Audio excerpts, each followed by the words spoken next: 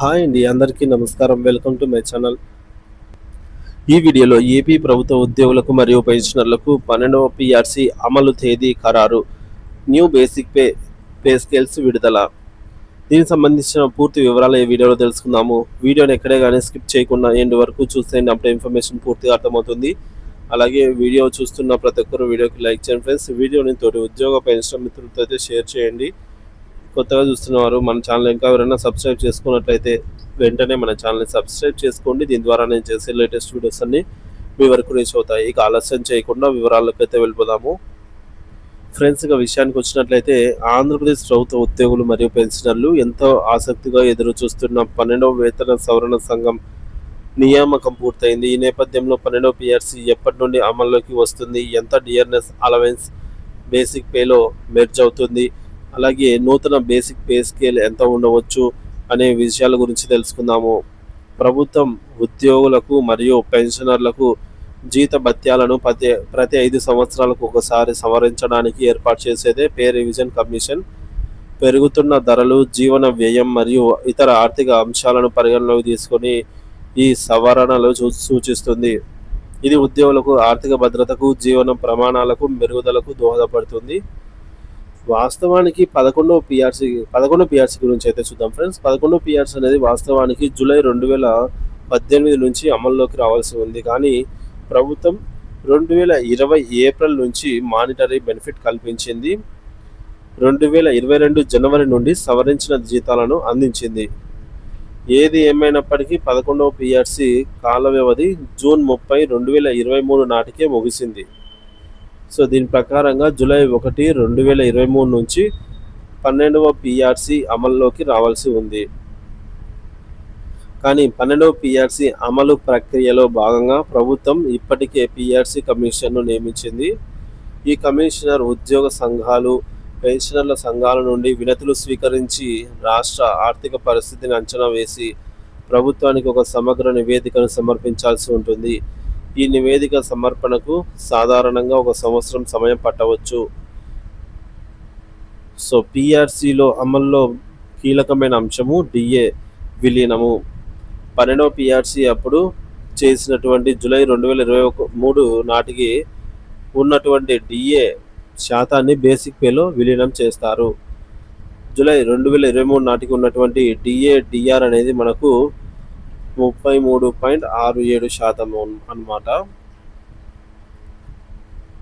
So ఇది basic పేలో విలీనం కావాల్సి ఉంటుంది.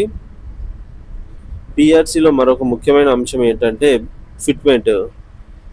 పాత బేసిక్ పేకి డిఆర్ కలిపిన తర్వాత దానిపై కొంత శాతం అదనంగా కలిపి కొత్త బేసిక్ పేను నిర్ణయిస్తారు. ఈ అదనపు శాతాన్నే ఫిట్మెంట్ అంటాము. 11వ పీఆర్సీలో ఫిట్మెంట్ అనేది 23%గా ఇవ్వడం జరిగింది. 12వ పీఆర్సీ అంచనా. ఉద్యోగ సంఘాలు అధికంగా ఫిట్మెంట్ని ఆశిస్తున్నప్పటికీ అంటే అధికంగా అంటే 23% కంటే ఎక్కువ ఫ్రెండ్స్. ఎందుకంటే గత 11వ పీఆర్సీకి 23% ఫిట్మెంట్ అయితే ఇచ్చారు కాబట్టి. సో 25% కానీ 30% కానీ ఆశిస్తున్నారు. సో రాష్ట్ర ఆర్థిక పరిస్థితిని బట్టి ప్రభుత్వం నిర్ణయం తీసుకుంటుంది. ఉదాహరణకు 20% నుంచి ఫిట్మెంట్ ఇస్తారనుకుందాము. మరి ఫిట్మెంట్ 20% ఇచ్చారని అనుకున్నట్లయితే మనకు కొత్త బేసిక్ పే ఎంత అవుతుంది అని చూద్దాము ఫ్రెండ్స్. ఒక పెన్షనర్ ప్రస్తుతం బేసిక్ పెన్షన్ 40,000 అనుకుంటే కొత్త basic pay new basic pension అనేది 61,468 రూపాయలు అవుతుంది. ఎలా అంటే basic pay plus DR plus fitment, ఈ మూడింటిని కలిపితే వచ్చేదాన్ని న్యూ బేసిక్ పే అంటాము. 40,000 ప్లస్ 33.67% ప్లస్ 20%, ఇవన్నీ కలిపితే వచ్చే అమౌంట్. సో 20% ఫిట్మెంట్ ఇచ్చినట్లయితే ఫార్ములా వచ్చేసి మనకు ఇది అవుతుంది. Basic pay into 1.5367 is equals to new basic pay, అంటే కొత్త వేతన స్కేల్ అన్నమాట. ఒకవేళ ఫిట్మెంట్ కనుక 23% ఇచ్చినట్లయితే అదే 40,000 బేసిక్ పే కాస్త 62,668 రూపాయలు అవుతుంది. అంటే ఇక్కడ మనకు బేసిక్ పే ఇంటూ 1.5667 అవుతుందన్నమాట. Is equals new pay scale.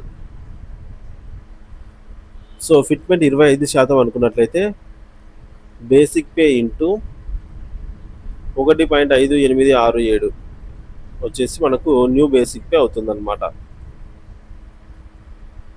So ప్రస్తుతం బేసిక్ పెన్షన్ మీకు తెలిస్తే పైన చెప్పిన సూత్రాలను ఉపయోగించి వివిధ ఫిట్మెంట్ శాతాల ప్రకారంగా మీ కొత్త బేసిక్ పెన్షన్ ఎంత ఉండొచ్చని అంచనా వేసుకోవచ్చు.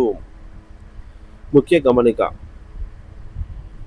సో పైన పేర్కొన్నటువంటి డిఏ డిఆర్ శాతం కానీ ఫిట్మెంట్ శాతం కానీ ఇవన్నీ కేవలం గణాంకాలు, అంచనాలు మాత్రమే.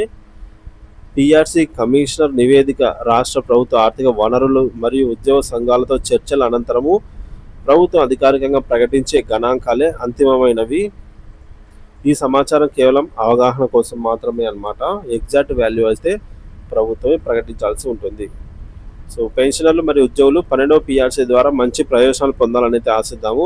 దీనిపై ఎటువంటి అధికారిక ప్రకటన వచ్చినా సరే మన ఛానల్ ద్వారా అప్డేట్ అయితే ఇస్తాను. ఈ ఇయర్ లోపల 2025 లోపల ఖచ్చితంగా 12వ పిఆర్సీ అయితే ఇంప్లిమెంట్ అవుతుందని అయితే విశ్వసనీయ సంఘాల నుంచి అందినటువంటి సమాచారము.